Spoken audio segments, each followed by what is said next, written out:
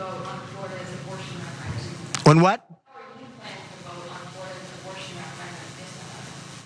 referendum? Well, I'm going to announce that. I'm going to actually have a press conference on that at some point in the near future, so I don't want to tell you now. Yeah, no, I mean, normally I would love to tell it to you because I'm a straight shooter, I tell it like it is, but I don't want to tell you that because I'm going to do a press conference. I think a press conference is the appropriate environment to reveal that sort of information, not in this casual setting, the press conference I'm holding right now.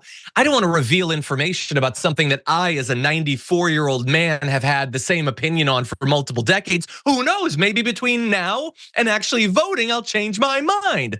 Except that presser was on August 8th. It's been 20 days, so could you tell us how you're gonna vote on that, Mr. Straight Shooter, Mr. Straight Talk Express, Mr. Big Alpha Boy, who's not afraid of saying what he believes or whatever? No, but of course I'm joking, and sarcasm at this point is all that we have because he's not gonna tell you how he's voting on the Florida abortion ballot because why should you know?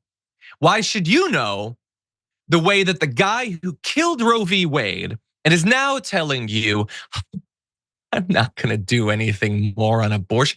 A ban at the federal level, not me. Don't worry, I'll tell you what I'm gonna do in a press conference someday. Well, look, this is a careful balancing act that we think that Donald Trump is trying to do. Careful, I'm being way too generous to him. It's fumbling and flailing, but he is very worried about turning off the anti-abortion radicals that form his base. And he also knows that if he says honestly that he is going to fight to make abortion as difficult as possible to have in Florida, that will turn off the suburban voters that he needs the vote of and is trying to inspire to vote for him by scaring them about scary black and brown people.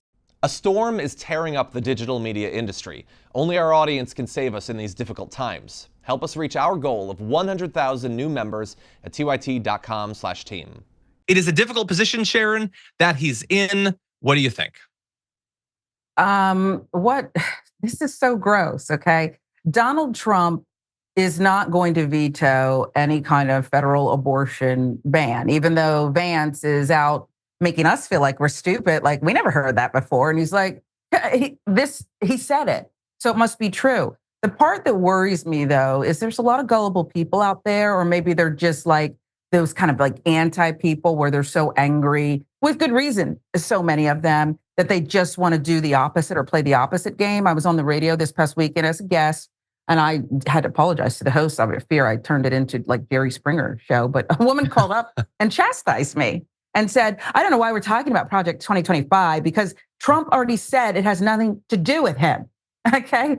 What am I supposed to do with that? Okay, so I had to, and I hadn't had coffee yet, so it is what it is. But that's what worries me about this. This guy, the bar is so low, he's allowed to get in front of the microphone with all those flags behind him that we're not allowed to burn, and he just says so little. And then the media's on her, the other side, and the governor, the coach, when are you going to do an interview? And I know they're doing it, now, but it's just it's so unfair and so goofy. I love that. Goofy. Oh, he said it's not connected to him. Yeah. I feel so much better. Yeah. Here are all of my rights. You decide what you would like to do with them, man, who said you aren't connected to that. Almost no politician deserves you to just immediately believe what they say. But for a guy who has 30,000 PolitiFact lies already checked, I'm not gonna just trust him. So I don't know, maybe it's reassuring for that caller, but no. If he had a position on this issue that he thought would not hurt him politically, he would say it over and over and over and over again. The fact that he doesn't want to say is actually really scary. And I don't think that I'm exaggerating that because it's not like they're not willing to lie. Like JD Vance comes out and says that we're going to veto, a federal abortion ban, which I don't believe. So why doesn't he just lie here? It's like I would feel more confident if he would just lie to me.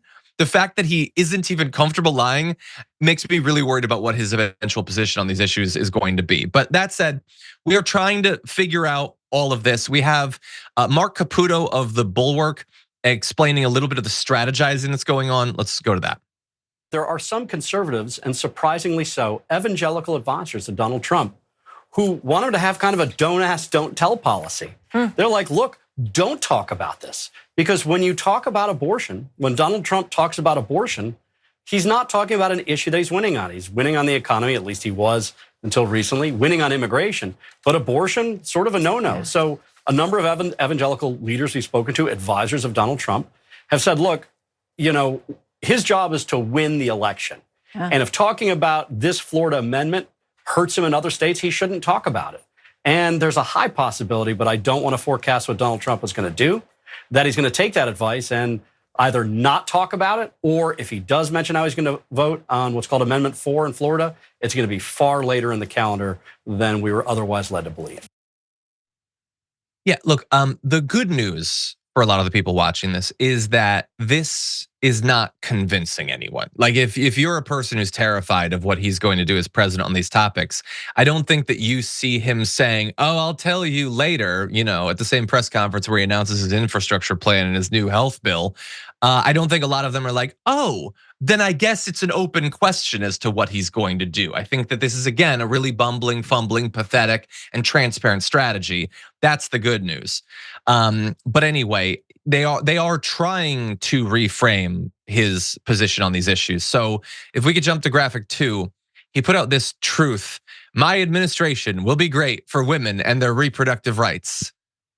Just ST and also FU. Like, who is buying that at this point? You are literally the worst president we've ever had on this topic, and I'm including all of the old ones. Like, you know that you're the worst. You know that women hate your guts and hate it worse and worse the more they see you. Get the hell out of here with that. His heart wasn't even in it. He only capitalized one word that didn't need it, and it's way shorter than he normally truths. That's a pathetic attempt to reinvigorate your image. He also said this: the Republican Party is charging forward on many fronts. You know, like they're storming a Capitol building or something. And I am very proud that we are a leader on IVF. And that leadership comes in the form of some of them trying to ban it, others wanting to ban it, a good number not seeming to want to ban it, but also at the same time, as you can see, not willing to protect access to it because they voted down the bill that would have allowed you to have. You cannot say you're a leader on a thing that when we ask, hey, can we do that thing you're a leader on? No. You're not a leader at that point. You're barely a follower. You're an obstacle, okay? You're the thing the leader is trying to get past to the civilized society that I think we deserve. And I want your thoughts not only on that, Sharon, but also, so Florida has the ballot measure, which hopefully will drive a lot of people to the polls. We've seen that in the past, and generally when it does, it doesn't go well for the Republicans. But also Maryland, South Dakota, Colorado, Nevada, Arizona, Missouri, and New York, a couple of those being swing states. So I'm glad. I hope this brings out as many people as possible. They decided they wanted to shake up the status quo when it comes to people's reproductive rights. I think they should pay the price for it. What do you think? I agree. We should play by their rules in those swing states and vote early. Okay, vote early. Boy, you were on a roll there. I'm like, you got to take this show on the road permanently. And don't forget that right after Donald Trump and Vance were saying things and alluding to a veto of a federal abortion ban, anything that comes across his desk. 10 seconds later, Lindsey Graham was interviewed. He said, we're going to keep pushing ahead. We're going to keep going for this. So, you know, while they're accusing again Kamala Harris of being afraid to talk to the media, and by the way, this is really a mainstream media driven story here. When you talk to us, guess what? Everyone's a reporter who has an iPhone now. So knock it off. She'll talk when she talks. And she's talking apparently. But I just think this is so silly. Do you want to remain in the dark, people, or is what he's already done in the light enough for you and our wounds? 100%. And as you acknowledged there, they are doing a sit-down interview. I'm sure there will be more. So they are doing it. They are doing it.